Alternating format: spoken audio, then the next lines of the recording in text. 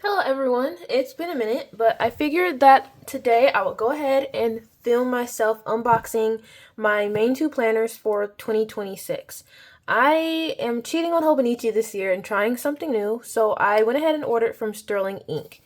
I don't really remember what I got because I ordered this like at the end of September and it is October 27th. I got it yesterday. So they wrapped it up really nicely. It's in all this bubble wrap. To the point where I opened the box. As you saw, the box was already open. I opened it because I wasn't sure that both books were in here because it's so secure you couldn't hear anything moving around. So let's go ahead and open it up and see what we got.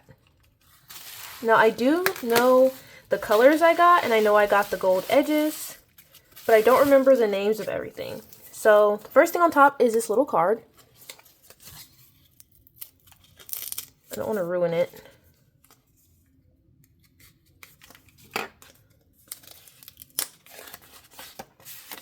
And inside are some really nice stickers. Well, these are really pretty. They have the clear backing, which I think is always nice. And this little card, which is their business card, but you could definitely use this as a bookmark or when you're junk journaling. It's really pretty, really nice. It's got a nice matte finish. So that's really nice. And the first one, this one, I think, is the one that I ordered to kind of be like a Hobonichi Weeks. I have never had a Hobonichi Weeks, but I've always wanted one. I just never had the money to get one. But because Sterling Ink is more cost effective and I had a coupon for... I used somebody's promo code. I was watching videos and she had a promo code and it was like $10 off, and then I got free shipping. So I basically got both of these for just over the price of one Hobonichi. So right off the bat, we have this, which is really nice. It's like a dashboard, so to speak. It's got the months. It has this, what I would call like an Alice in Wonderland theme. I'm not entirely sure, but that's what it looks like to me with the mushrooms and the teapot, the clocks and the cards and stuff. It looks like Alice in Wonderland theme. It's really nice. From what I've seen in my research, she draws all her art, and I think that's really cool. So I think this is really nice. I can definitely use this as like a pencil board. I might laminate it to make it last a little bit longer, and then I can use it as a pencil board for this. So let's open it up.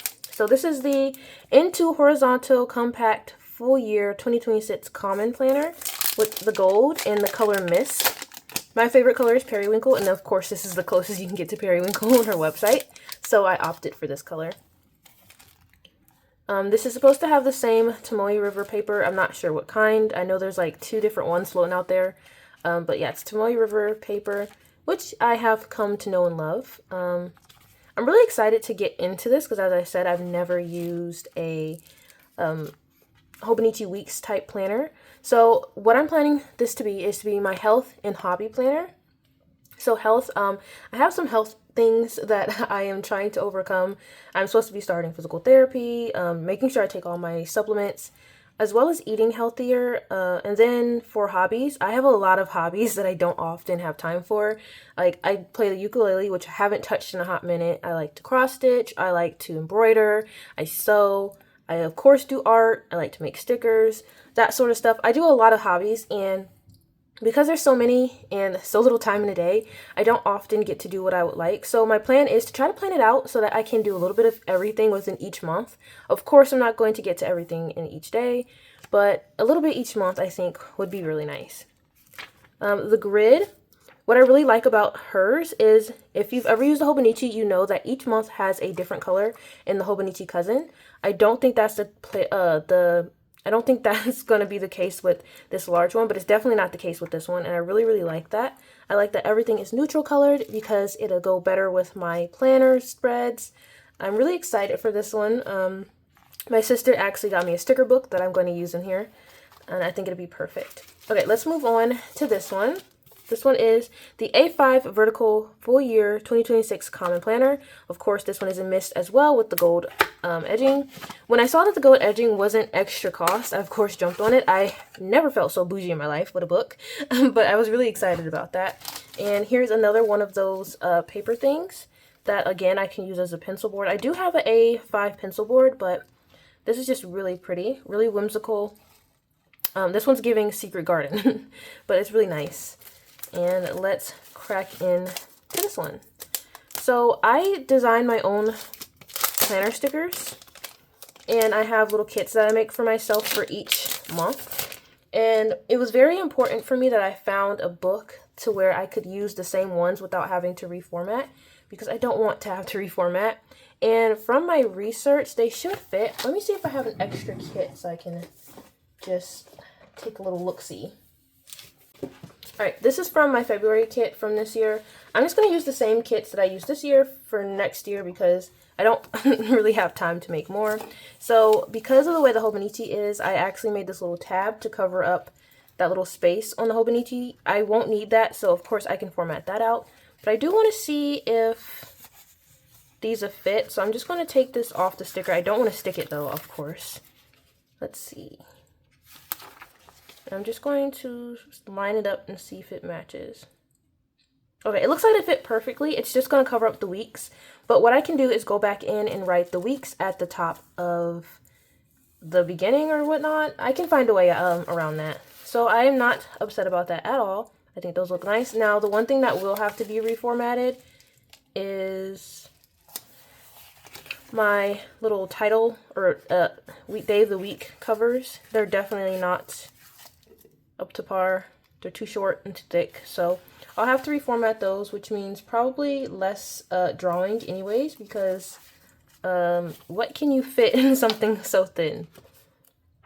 So yeah, I really like this so far. Again, I love the neutral colors for the grid. The only thing that concerns me a little bit is for this one, the daily section, it has no guidelines. The guidelines on the Hobonichi are kind of a hindrance, but at the same time, they help me to know where I'm going to stop for my to-do list, where I'm going to start for my daily prompt and whatnot. So it's going to take a little bit of getting used to, but what I'm really excited about, and the reason why I decided to try sterling ink this year, is because those annoying quotes at the bottom of the page that don't quite make sense in English are not there. I'm sure that they're really, really nice in Japanese, but I don't read Japanese, so I really appreciate this for being plain at the bottom. Not only is it not an eyesore, but I have extra space now to write. The only complaint so far is only that there's a lot of glitter from the edging on here, but that's not necessarily a complaint. I just don't want it to get everywhere, if you know what I mean. But it looks pretty. And the weekly sections are different as well. So I used the same size for the weekly sections. I think these ones will be fine. I might have to make them... Well, actually, I don't think I need to reformat them at all. That actually looks pretty nice. And what I can do is draw a little circle over it with one of my Tombows. I always pick matching Tombows for the month once I finish one of my planner kits. So that's nice. Another difference is the numbers are over here. So when I add my little boxes, these numbers will be covered up, but it's no big deal. This year, another reason why I switched to the sterling ink is because the numbers are less invasive. I want to focus less on time blocking and more so on to-do list or memory planning. I find that when I try to match the times up, I can get too into it and I'm like, okay, I'm supposed to do this exactly at 2:30 or I'm supposed to stop this exactly at 5. So these being less invasive, I think will help me not to focus so much on that. And I think that's pretty much the only difference. I do enjoy the little things at the back of the Hobonichi, like the 100 list. I typically use that to make a list of things that I want to do throughout the year. I like the little countdown list, but there's nothing that I can't try to print out some pages for and paste in the back of here. If there's extra pages. I think there's a couple of extra pages, like 1, 2...